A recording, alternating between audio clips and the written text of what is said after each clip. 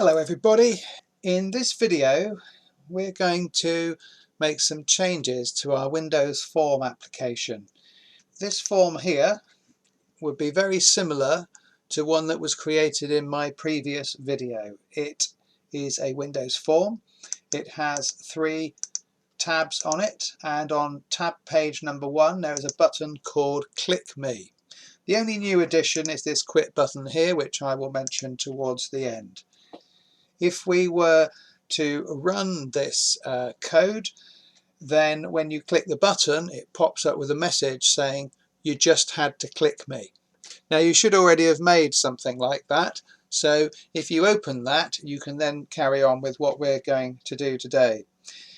So this video isn't really for the advanced programmers amongst you. It's more of a stepping stone and a confidence builder for those of you who want to sort of make some modest progress on your quiz application. I thought we would do 2 things in this video. First of all, we will create a variable which can hold the score of the quiz, and also we would just make the quit button work. It's a professional thing to do, to have a quit button. So we're going to create a variable. If you remember from this unit, which is an introduction to programming, a variable is a place in the computer's memory where data is stored. Okay, it's assigned a name and a value, and it's called a variable because it could change. And in this quiz it certainly will change, hopefully, as the user gets the answers to the questions right or wrong. So how do we do that? So I'm going to go into the code, and that's actually not the right one. This code here is the main class of the program, but the code that I want is actually in Form 1, and I need to right click on there and go to View Code. So what I did was this: I've added this bit here, which I'll talk about in just a second, and I've also added this bit here and a little bit here. But apart from that, this should be very, very similar to what you built the other week. So this class here is the whole form that we are using. And one of the reasons that I recommended using a single form was, in my humble opinion, it makes it easier to control the variables that run the quiz and things like that. Now I've left this one here. It's called Public Form 1. Form 1 is the name of the form in my code, and convention states, and programmatically it is required, that that is actually the first class that is available in this particular form. Then next I've created this variable here, so let's talk it through.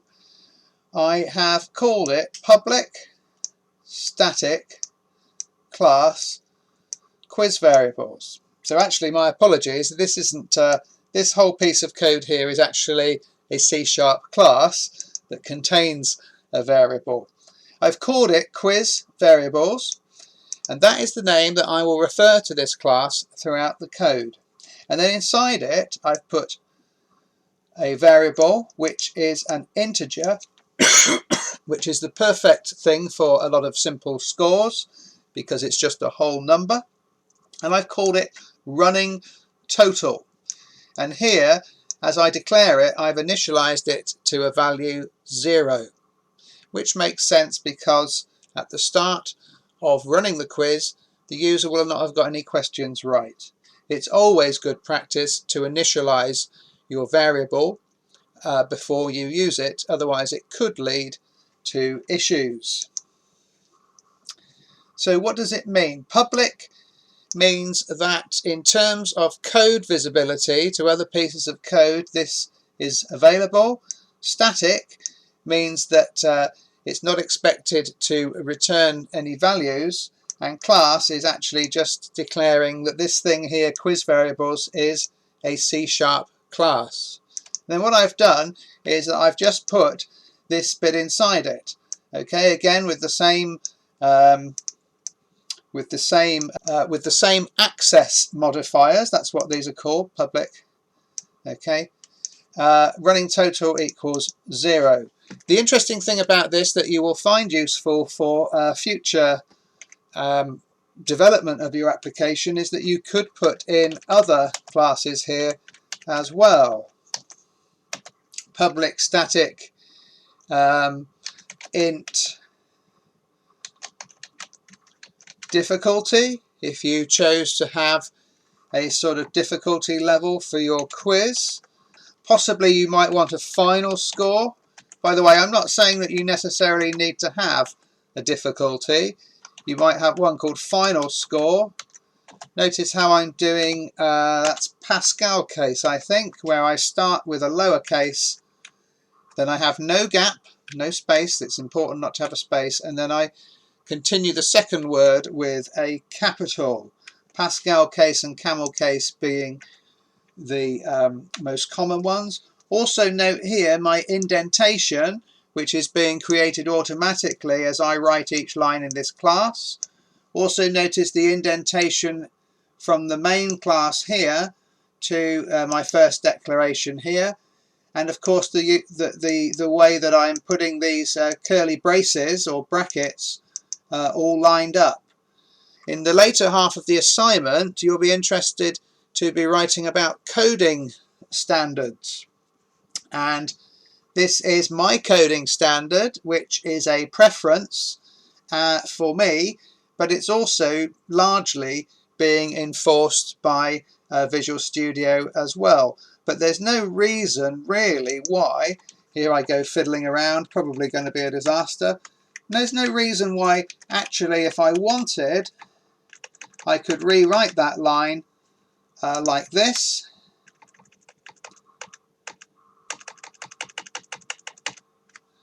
And it should still work.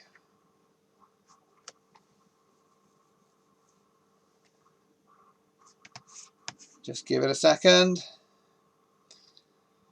Not my best PC. Yep, that's working fine. Just quit that.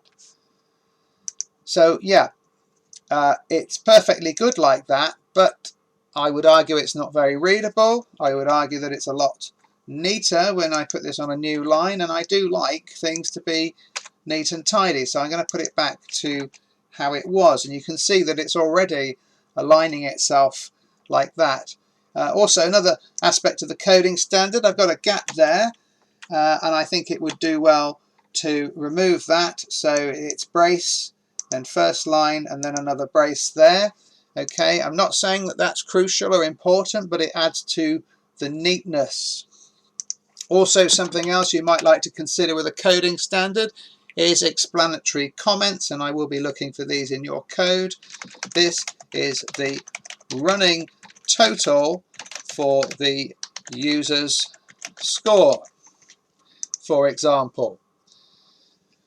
You're making things easier for anybody else who needs to troubleshoot your code, and if you're working in a team on a larger project using various code management tools and things like that, other people will be looking at your code, and it's very important as a professional to make sure that your code is easy to follow, readable, fixable and expandable at a future point. Let's just save what I'm doing there as I've made a few changes.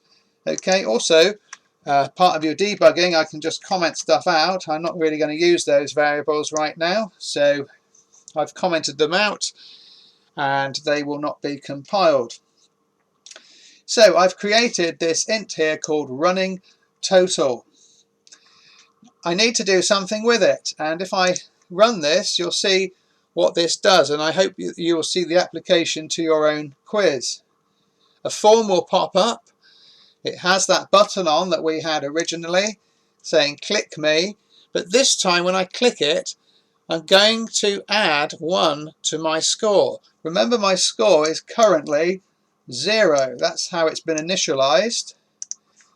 But I'm going to add to it every time I click on here. Your score is currently 1, 2, 3, 4. Let's quit that. Okay, there's no limit on that. You can carry on doing that all night should you wish. So that's my variable there. Here, if you remember, this is the code which is the event for clicking the button. So every time I click that button, an event is being triggered. Event is triggered, message box pops up. Event is triggered again, message box pops up. Let's quit that. If I don't click that, the event doesn't happen. This is one of the fundamentals or original things about event-driven programming. And I've put in here a little extra bit then, which is, first of all, this is very simple. This is just what appears in the message box. Here is the original message from my previous lesson, and then here is a new bit where I've just put your score is currently, and then here it is going to take the value of the int and print it on the screen. What does this plus plus thing mean here? It is a way of incrementing a value by 1. So it's the same as saying this, and I'll put this in the comments. That is the same as saying running total equals running total plus 1. Okay, there isn't actually any difference, but it is a very common usage in programming. So either of those is actually acceptable, and that is increasing that integer by 1 every time that I click the button. Just back to the form briefly here. I added another button here just to remind you, use the toolbox. You take a button and you stick it on there. I'll just delete that. I did that. I changed some of the text and I changed the font size. I made it bold and I made it red. And I changed the text there and I called it quit. And if I double click on it, remember that's the click action code. So that's that piece of code here. Okay, and I've just written in there application.exit, and that actually closes your application. So I'm just coming up to the 13.5 minutes mark, so I better quit this shortly. So if I click start, final demonstration. So my running total is at 0 right now.